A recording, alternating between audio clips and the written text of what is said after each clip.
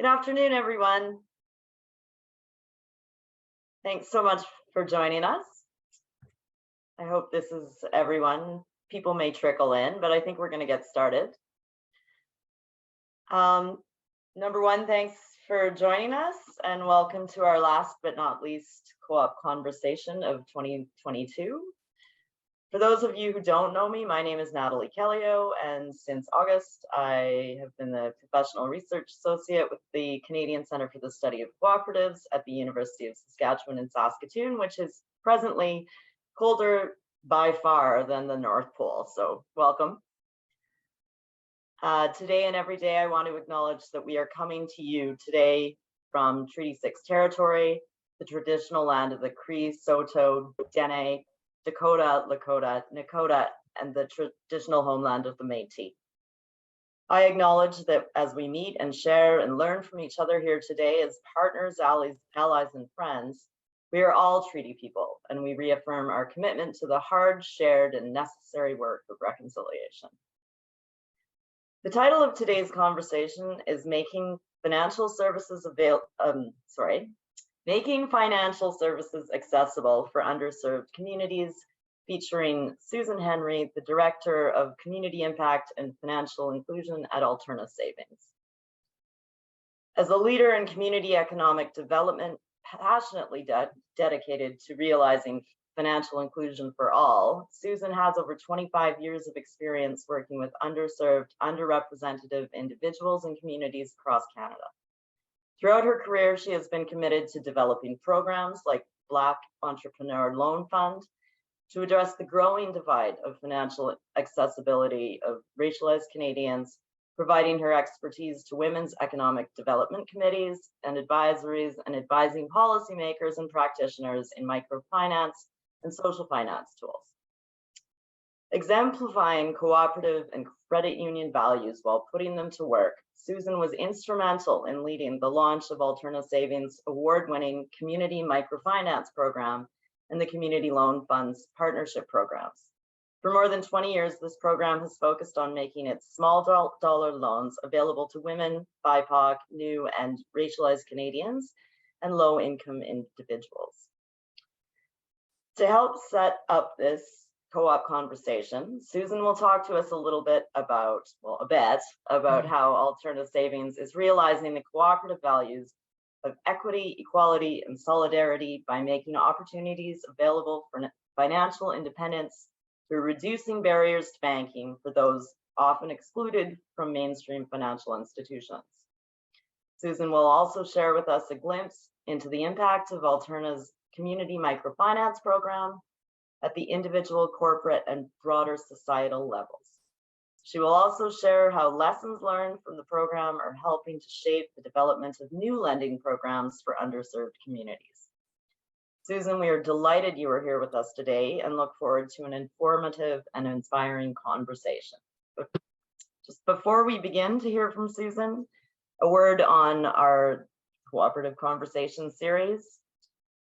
So it's meant to be a conversation. While each session features one speaker, the series is about engaging, collaborating, learning, and challenging ourselves and each other and the cooperative sector in a respectful and patient way. The forum is also an opportunity for all of us to get together and meet and share across the cooperative sector.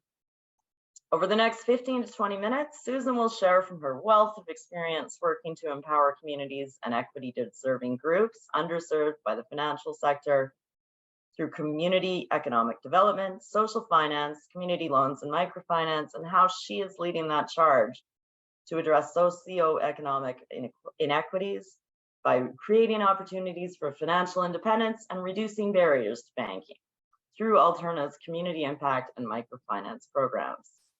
Then Susan and I will have a short conversation, and this will be followed by breaking out into group discussions around a question posed by Susan for about 15 minutes. Then we will all reconvene, regroup, share, and wrap up. If anyone is experiencing technical difficulties, you can message Stan Yu. You can see him on the screen, hopefully. Stan, please wave to the folks. Hi, everyone. Stan will be available to assist. We will be recording this session, and the link, along with some follow-up resources, will be sent after the session. Now, Susan, over to you. Great. Thank you, Natalie. It's a pleasure to be here. I appreciate the invite to speak about Alterna Savings and, the work we are doing in the communities and how that work is really making a difference, to underserved individuals. So thank you again for this invite. So to really start, when I look at the cooperative model, as a financial cooperative, we have the ability to really come to our practice from an inclusive perspective and to create real tools and solutions that can address economic gaps for individuals who are often excluded from financial systems. And, throughout every aspect of our business, we have to work to improve the lives of our communities. And that is ensuring that our profits, have a higher purpose. And that's a big part of, the commitment of credit unions and Alterna, that we are committed to supporting the well-being of our members, our employees and communities. And at Alterna, we sort of promote this through initiatives that we have. So for example, our corporate donations and sponsorships, participating in local economic development, responding to urgent issues that affect our members and our communities, and providing financial education, supporting the not-for-profit and charitable sector, and engaging in partnerships and collaborations that are aligned with our values.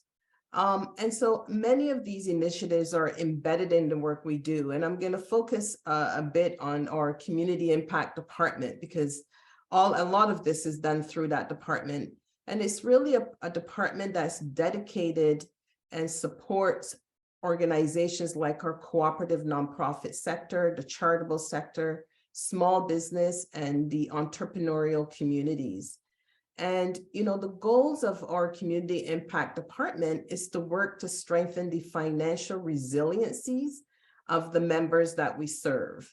And that the financial resiliency program that we have at Alterna, it provides advice to help improve the capacity and resilience of our not-for-profit and charitable sector members. It helps to build and strengthen, like I said, their financial stability.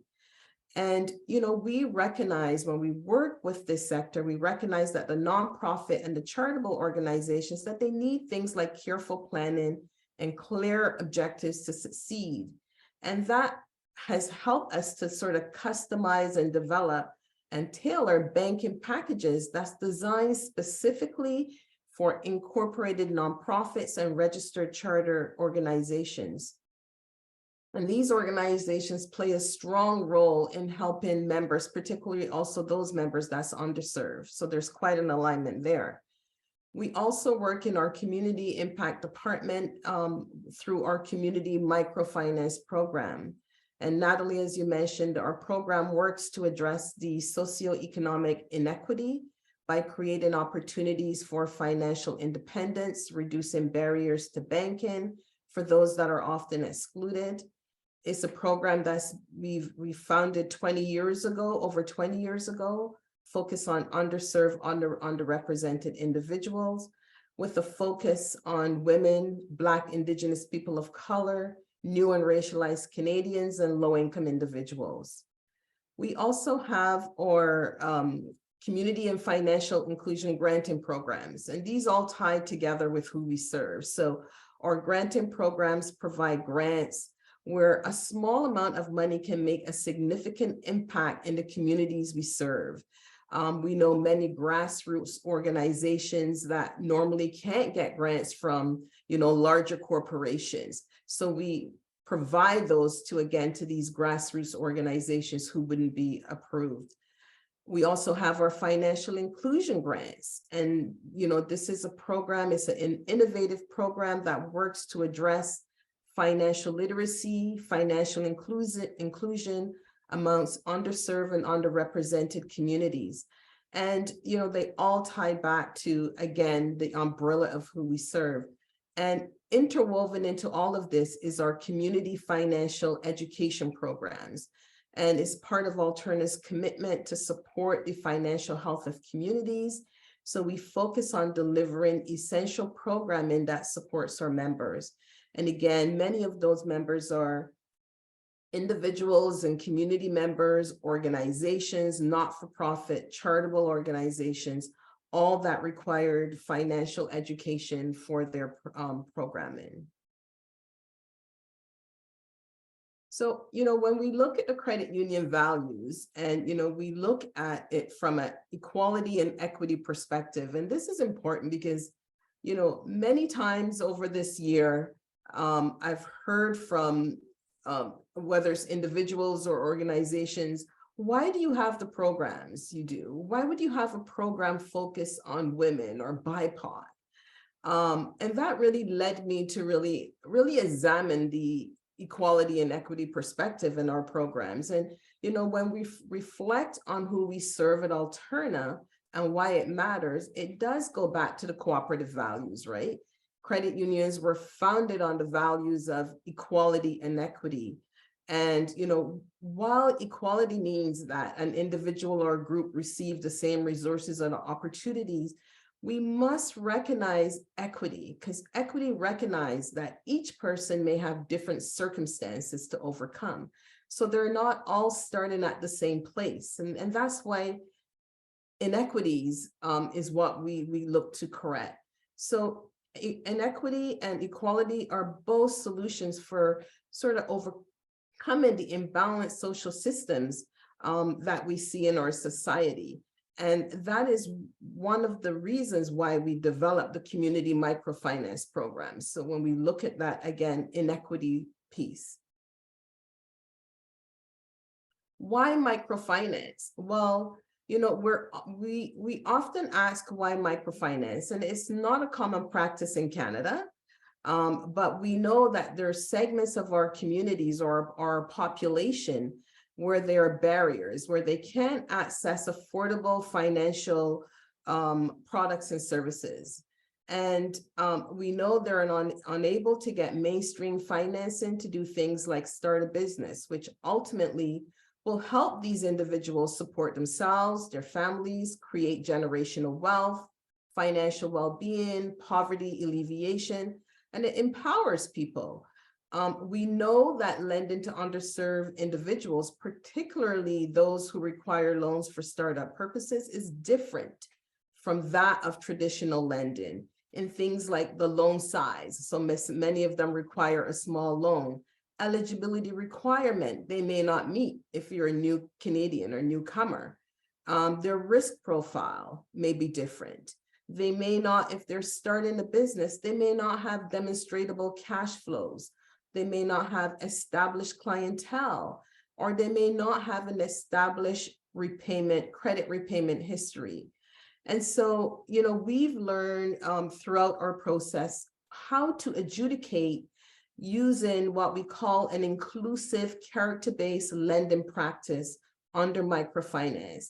And it's really putting the traditional criteria aside, and we focus on different areas, whether it's be the experience that they have, the skill sets for a newcomer, bringing their experience from, their home country.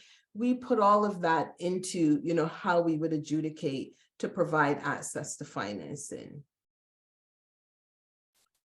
We also know that there's myths, and, we've been able to prove in microfinance that, we can demystify these myths. So we know that through community economic development tools that we can gain access to financial inclusion for those who are often shunned out from the traditional financial systems. We also know that, small loan commitments can be met because we've seen this in our portfolio. We know that microborrowers have access to things like support groups, tools, resources, and we do our part to ensure we can help provide some of that wraparound support by collaborating with others within our ecosystem. So let me now tell you a bit about more the microfinance program. Again, it was designed to address the imbalance in the marketplace. It's been active for more than 20 years. Its goal is to work within communities to address socioeconomic inequity by creating opportunities for financial independence. It looks to break down barriers to banking for those often excluded. It's an initiative which provides access to financial products and services, particularly for those who face systemic barriers. It combines loans with things like savings, education, and wraparound supports. And today our program serves around 76% racialized Canadians. And we've given out more than 1,300 loans totaling over $7 million. And it's really part of who we are at Alterna. And, we are proud of this financial initiative. Again, when we look at the program, we look at it again through the lens of financial inclusion.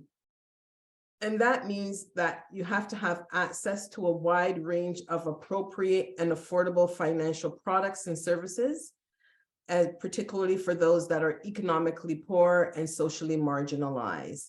And that's what the microloan provide. So microborrowers tend to be very specific and niche requirements. So, they need structure around the type of loan product they're gonna have. They may not have collateral, as I discussed before. So as such, many members of the communities, when we think about microfinance, we're looking at single mothers who may be attempting to go back to work or looking to pursue a certificate. Maybe an immigrant who might need a small education loan to transfer their foreign credentials. We see women entrepreneurs who may be seeking to start a business but they don't have sufficient collateral, or perhaps they're looking to empower themselves, right? And empower themselves by, being able to be liberated and come out of poverty. And so starting a micro business can help with that. So we address key underserved markets by creating these types of customized products for underserved communities. So here we have our low-income individuals, and what we built was the Income Builder Loan. And this loan, it provides individuals who may be looking to supplement or bridge their income. We know today that, many individuals are below the poverty line. And so they may have to have two different income streams, right? And so one of that may be self-employment, and they only need a small amount. We also have our multi-markets, and these are loans for those who are skilled professional in trades. So we see businesses, or we see individuals who may be professionals. They may be plumbers, construction workers, chefs, bookkeepers, paralegals, welders. Almost any business you can think of tend to fit under the skilled professional in trades. But what's unique here is many of them are now starting. So they don't have that proven track record. And that's where a microloan comes in for them. We also have our, new Canadians who may be transitioning into the workforce. So we have our Success Accelerator Professional Development Loans that helps them to go back and get their accreditation, license, whatever they need to get into employment. We have our social entrepreneurs and enterprises through our Social Impact Entrepreneurship Loan. And these could be sole proprietors, partnerships, corporations, nonprofit, co-ops, or social purpose businesses. As long as these businesses are maximizing their profits for social good. And then women entrepreneurs, the primary users of microfinance. So we developed the Working Women Business Loan. It was the first product we developed under this stream of products. And, when we think about gender equity, women still don't have access to the same networks and capital as men. So, we need to think about these innovative tools, particularly for women. We also have other innovative financial products and services that we've developed. And what we've done is we've leveraged our existing capabilities to offer tailored products for underserved markets. And so 1 year after COVID, we launched the micro savings program. And what we noticed was many entrepreneurs did not have savings set aside at that time for emergency. And, they were in, their businesses were on the verge of bankruptcy because, they weren't able to participate in some of the government programs. And it prompted us to develop the micro savings product. So it was created as part of the community microfinance program, and it was designed to build resilience. It's a built-in savings program that empowers entrepreneurs to create financial reserves for their small business and to work towards long-term goals. We also developed just recently our micro business banking package. And again, it's created under the community microfinance program to provide entrepreneurs access to holistic financial advice and customized products offering. And it's designed to help them build and grow their business. So it has a number of different flexible things like, free banking for a period of time, access to certain credit cards and processing services, and other external partnerships. Because many entrepreneurs just don't have the awareness to get all this put together in one package. And, when we think about our microfinance program and what it has helped us achieve, it also helped us find ways to look at other underserved groups and to find financial solutions for those groups. So here you can see the Black Entrepreneurship Loan Fund micro loan pilot. And we know that Black Canadian business owners and entrepreneurs, that they make important contributions to the Canadian economy, but yet they face systemic barriers in starting and growing a business. And this became really evident during the George Floyd movement. And, this is when this program was created. It was in partnership with the federal government, who initiated this. And now we partnered with the Federation of African Canadian Economics, FACE, to create a microloan pilot to the government's program. And it's something that we advocated and we pushed for, the micro pilot, because the Black community told us, what they needed in terms of financing. They represented 34% of our portfolio. Many of them are in nano or very small micro service businesses, and they needed financing up to $25,000, and that's what this program provides. We also, a year later, after the Black Entrepreneurship Loan Fund, we partnered with BDC on a co-lending program to provide more access to capital for Black entrepreneurs, women entrepreneurs, and social entrepreneurs. It's really these three groups that we found within our portfolio that was mostly underserved. So the program provides, if we provide financing up to $25,000, BDC will have an opportunity to match that for a total of $50,000. So the impact of microfinance. So if we sort of look at it from the micro to macro level, on the individual level, we want to help individuals increase their productivity, increase their personal assets, their annual income, and self-sufficiency. And we've seen that through the program. And if we move to the macro level, we want to be able to invest in local individuals, improve the overall vibrancy of our community, foster job creation. And these are some of the impact that we're seeing in the micro program. So, again, when we think about the financial health, we know that microloans can help individual increase his or her income. What might seem like an insignificant loan can have a ripple effect on household in their stability. by providing access to food, clothing, shelter, education, and assets for future security.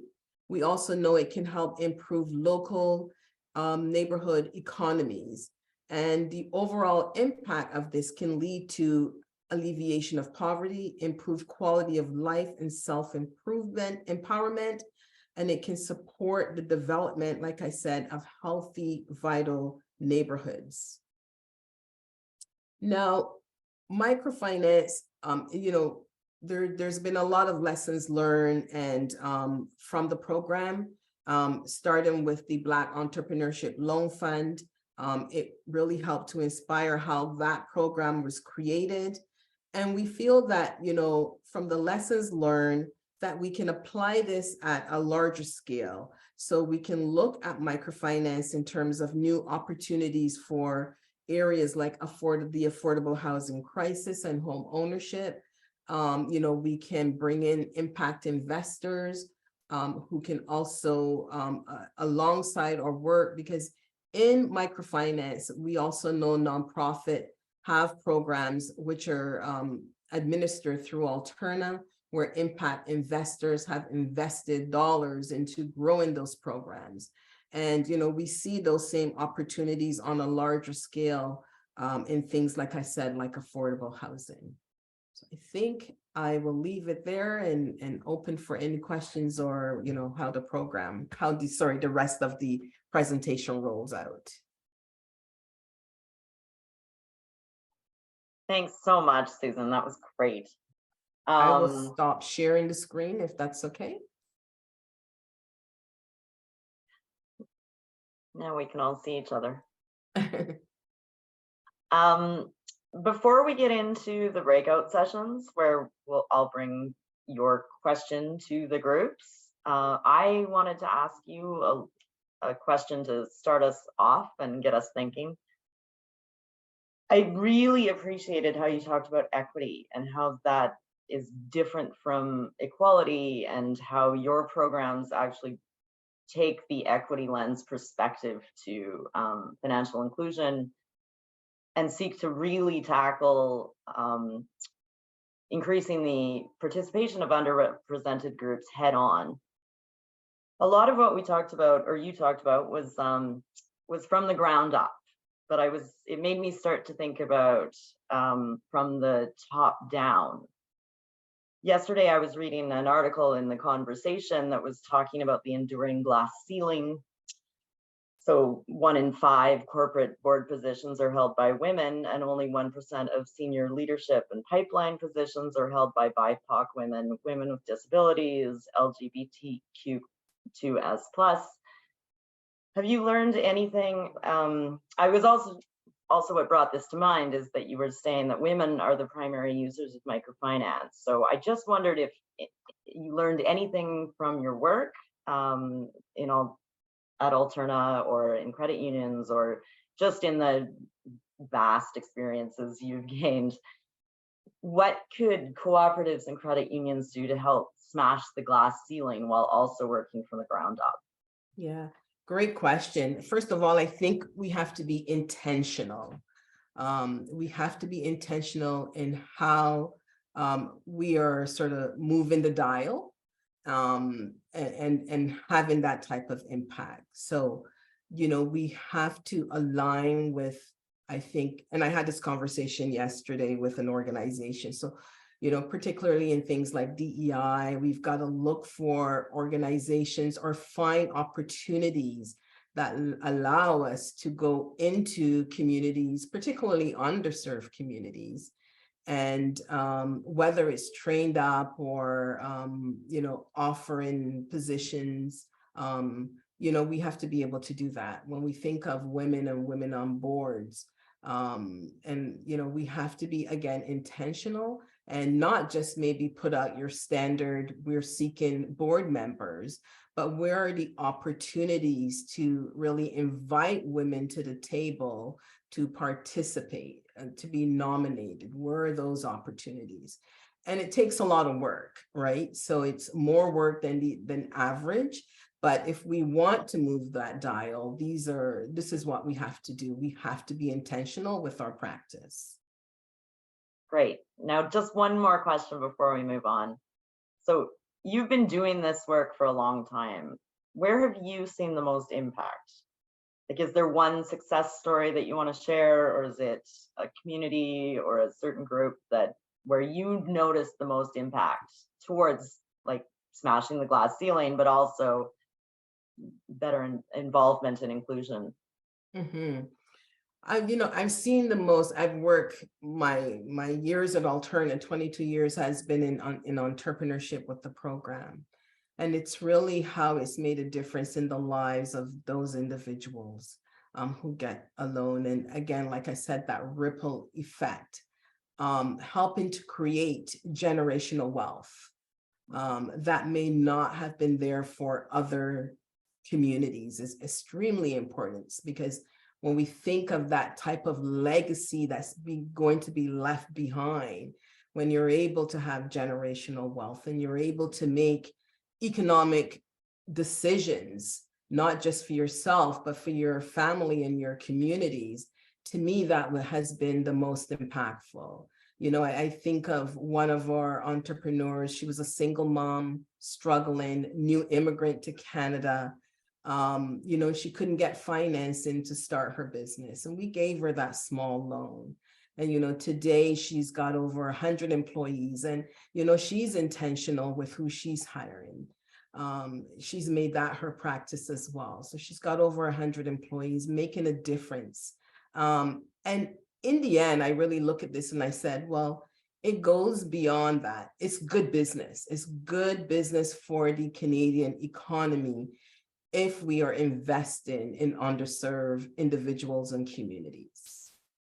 That's great. You just gave me chills. So to everyone who's here, now we want to hear from you. The co-op conversations, again, are meant to be an opportunity for us to socialize a bit.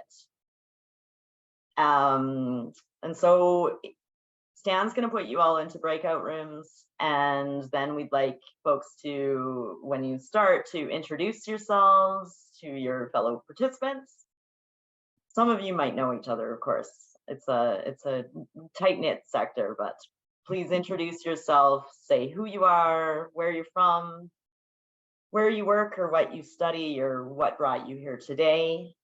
And then we invite your group to spend a few minutes discussing a question that Susan has posed, which Stan will also put in the chat, is, are consumers interested in the social good of banking?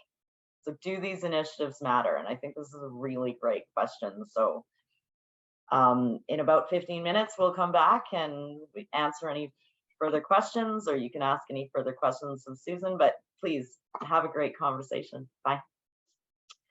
So now, do people have questions for Susan?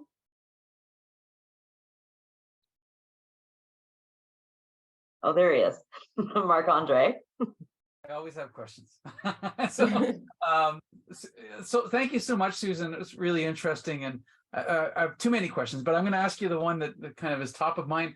How is your program? Do you see any challenges kind of coming around with this rising interest rate environment, and what does that mean for your members? Like, what's that conversation looking like as that interest rate environment changes? Yeah, I mean, under the microfinance program, it has definitely impacted, particularly the small businesses and entrepreneurs. Many of them are a bit concerned around, taking financing at this time. What we have done is we've sort of doubled down on the financial education piece for them as well. That has been important to help them through this time. Those that already have financing, they may need a little bit of restructuring to help, right? But bringing in other wraparound supports at this time. So for particularly underserved communities, it's also about access to market. So not just access to loans, but access to, being able to have good networks, be it, social capital means a lot. So how do we now introduce all of that into, what's going on in the environment so that we can help them succeed? Great. Kemi, I see your hand. Yeah, thank you so much. This has been really eye-opening for me, and it's my first time ever attending. So it's been a lot of good information. Thank you for all you're doing. In my breakout room, we consisted basically of international students from different universities. And one of the things that we talked about, I think the main thing we spoke about was the fact that there seems to be a certain exclusion in the financial system in Canada for international students, basically because they're considered temporary, despite the fact that we have statistics that indicates about 75% of international students intend to stay back and really will stay back for several reasons. And so whether it is because they're running out of funding and they need temporary financing, or they are actually people with immense track record in business or whatever before they came into Canada, they are kind of stuck in the gap until they get their PR. And I would really want to hear what Susan thinks or has to say about this. Great. Thank you. I mean, thanks for bringing it to my attention. It's definitely, it's not one that I've seen personally within our credit union or the programs we run, but I'm this type of person. When you bring a problem, we're going to look for a solution. So again, this is part of what we do. How can we find solutions to, these sorts of problems? I mean, we recently within our program, it was just Canadian citizens or permanent residents, and now we've added conventional refugees.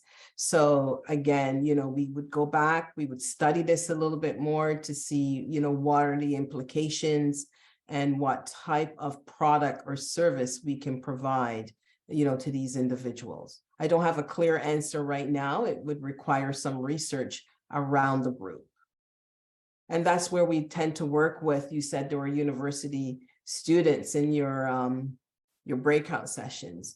I would say our program really has always relied on the universities and colleges and their research. So, they tend to do a lot of research for us, and that tend to help us with how we then develop the products or services needed in the program.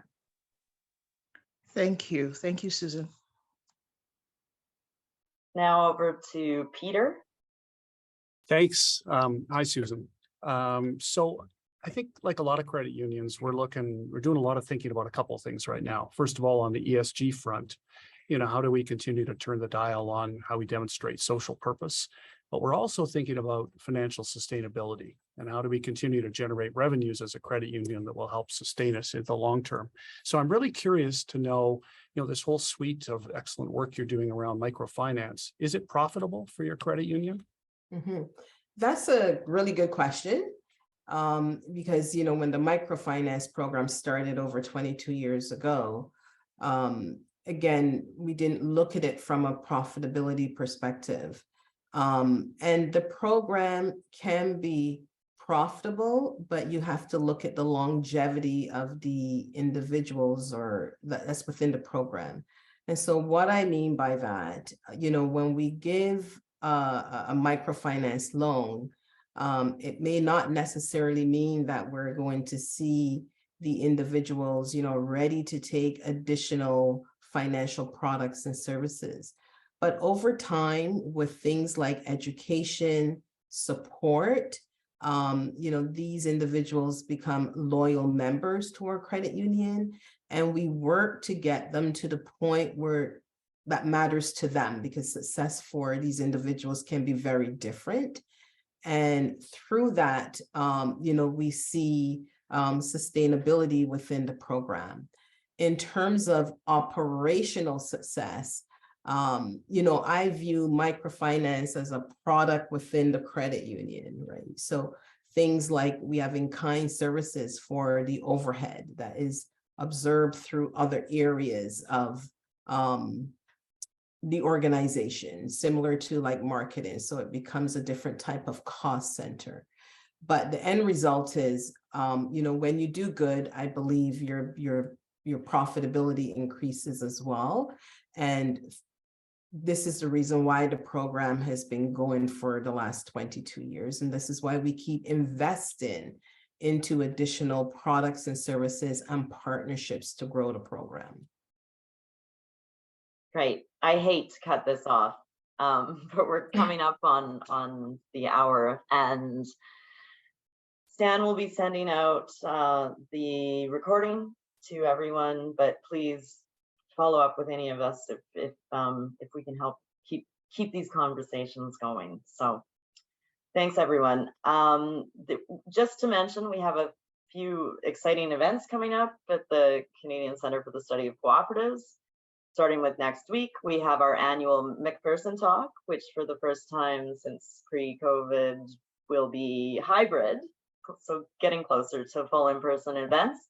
So this is honoring the late Dr. Ian McPherson. It's on December 15th at 4:30 p.m. Saskatchewan time, which is Central Standard Time. Our featured speaker this year is educator and freelance journalist Josh Campbell, who will be exploring how the little-known past of one of Canada's preeminent hockey schools, which is, for anyone who knows, it's Athol Murray College of Notre Dame in Saskatchewan, quite famous hockey school, but how it could be marshaled to imagine a new agrarian university built around permaculture, distributism, and the cooperative values and principles. This will be hybrid, as I mentioned, so you can join us in person at the Diefenbaker Canada Centre in Saskatchewan, or you can sign up to see it on Zoom. Also, our first co-op conversation of 2023 will take place on the first Wednesday of the year, I guess, January 4th at 12 p.m. Saskatchewan time. Our featured speaker is Ritu Linfoot. So Ritu is the Director of Risk Operations and Enterprise Risk Management at Van City Credit Union. This will be a conversation about the escalating priority for financial institutions to assess and manage financial risks associated with climate change. So staying on credit unions and social good, but a little different perspective. Ritu will share Van City's approach to climate change, which includes their goal to achieve net zero carbon emissions by 2040. So for more details on all of those things and to just stay up to date on what we're doing, you can find us on our website or on Twitter, Facebook, or LinkedIn. So if Marc-Andre, do you have anything? No, we're good. Well, anyway, thank you all for spending an hour with us. It was a delight.